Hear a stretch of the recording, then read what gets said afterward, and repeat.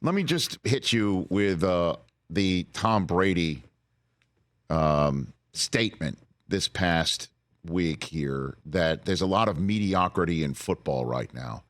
And part of what he's saying, I think, is born out of the fact that we constantly see new quarterbacks in the NFL over and over and over again. There were 68 different starting quarterbacks in the NFL last year. Jake Browning, you just mentioned, who's got, as you said, a good skill set. Tim Boyle making his first start for the Jets. These are two new guys starting this week. It's going to be 52 different starting quarterbacks in the NFL this year.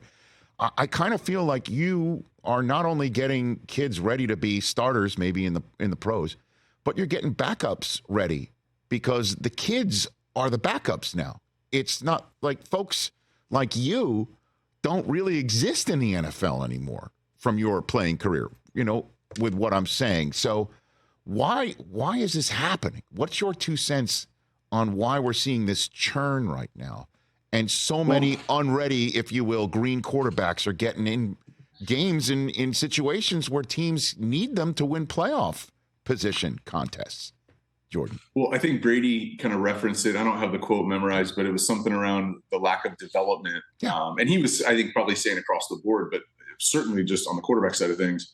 But also, you got to go early in the process. And I had on my podcast, Dan Orlovsky came on a couple of weeks ago. And one of the things that he had pointed out is he thinks there's a lot of lazy coaching going on, and lazy coaching or lazy development, either way. But what happens is, from, let's just say, a throwing mechanic standpoint, it is the furthest thing down at the bottom of the totem pole for coaches in college and the NFL. Because if you're a college football coach, you're an offensive coordinator and quarterbacks coach, let's say, which is really common. Right? Whether you're the quarterback coach or you just have the clicker in your hand in that meeting, either way, you coach quarterbacks. Those guys, and a lot of the best coordinators in football right now, that's the setup.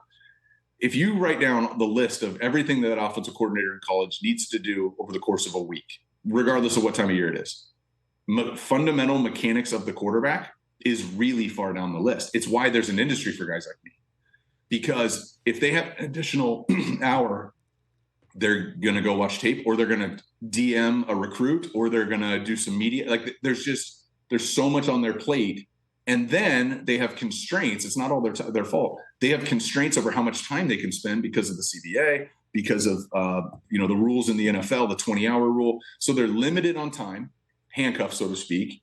And of the list of things that they got to get done that day, mechanics just falls across. And I'm uniquely positioned to have this opinion because when I do draft prep, I'm also, another way to look at that is I'm getting that college's finished product.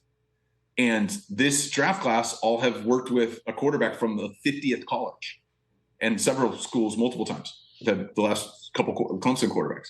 And so you have time constraints with NFL and college coaches on their ability to work on those things. Then you have no connection. The strength staff, the physical therapy staff, and the coaching staff, they're not coordinated or synced. So the quarterback coach doesn't really know what's going on in the weight room. And the strength coach who works with the quarterbacks, he's never been in the quarterback room. And it's not an indictment on one team. This is at 32 programs in the NFL and every college. Rich, the bulk of what I do now is consulting for colleges. I come in and I call it interdepartmental communications consulting. I coordinate those groups for people and come up with an actual development plan. So when Brady said that, and it was on the ticker the other night, I took a screenshot of it and it's going in my deck because he's spot on. And this is a systemic problem. And the laziness comes because these high school kids are so much more developed coming out than they were before, that the mechanics slip through in college. They get drafted high. There's no time to work on those things. They just let the quarterback go in isolation and work with people like me, but then it's not integrated. And then all of a sudden, poof, throw them out on the field, and we're going to judge you in real time in the moment.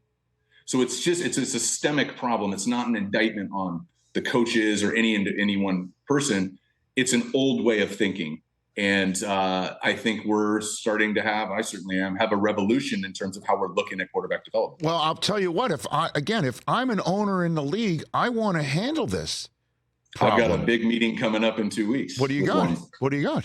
Well, just in terms of presenting this to the owner, not to the offensive coordinator. Okay, to an owner in the National Football League. Because you go, Jordan Palmer, because if I'm an owner in the NFL, I want to fix this problem. because there, but for the grace of God, goes my team.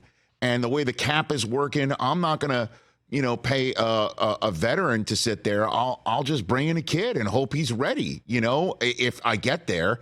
And then I put the kid in and he's unready. And I'm probably sitting there going, damn, we should have had the veteran. You know what I mean? Well, there's also opportunities to find out, one, get experience for backup quarterbacks. Right. And two, find out if he should be your backup quarterback. So the LA Chargers is a perfect example right now. Okay. I think that they have like a 2% chance of making the playoffs or something, right? They got Baltimore at home on Sunday Night Football. Set aside Brandon Staley for a second and what's going to happen there. Yeah. Okay.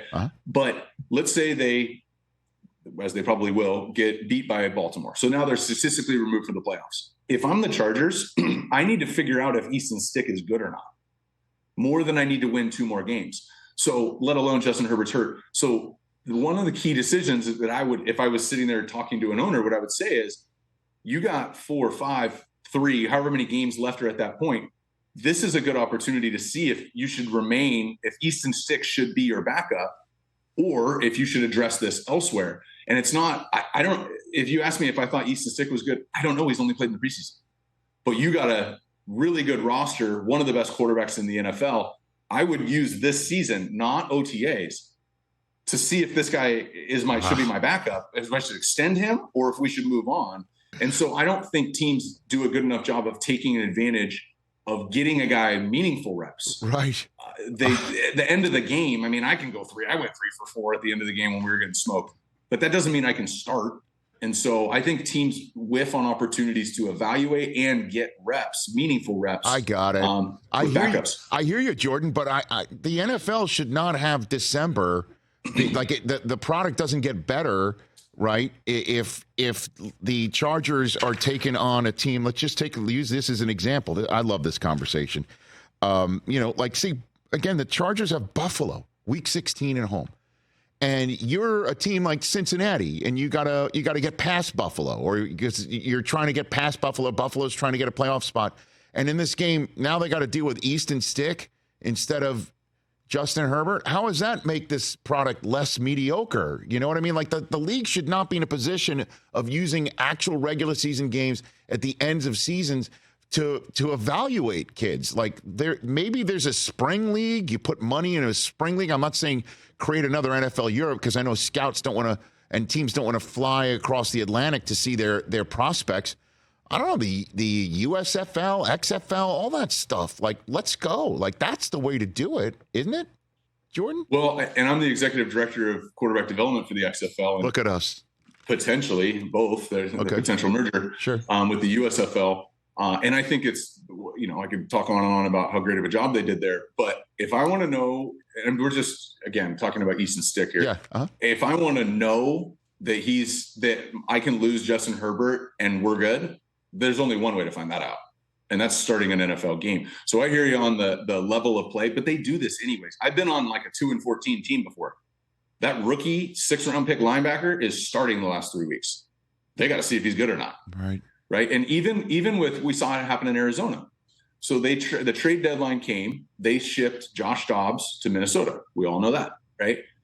Kyler Murray had been practicing, but wasn't ready to go 100%, whatever it was. So it was a perfect opportunity to put Clayton Tune in, the 5th-round pick rookie, and give him and see what it looks like.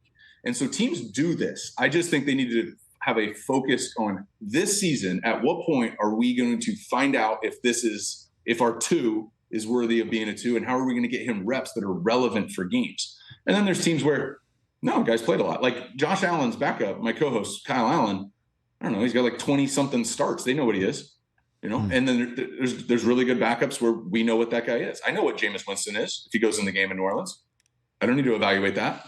But there are teams that have very green backups and game reps. Like, look, I spend the whole offseason doing drills with guys. It's helpful.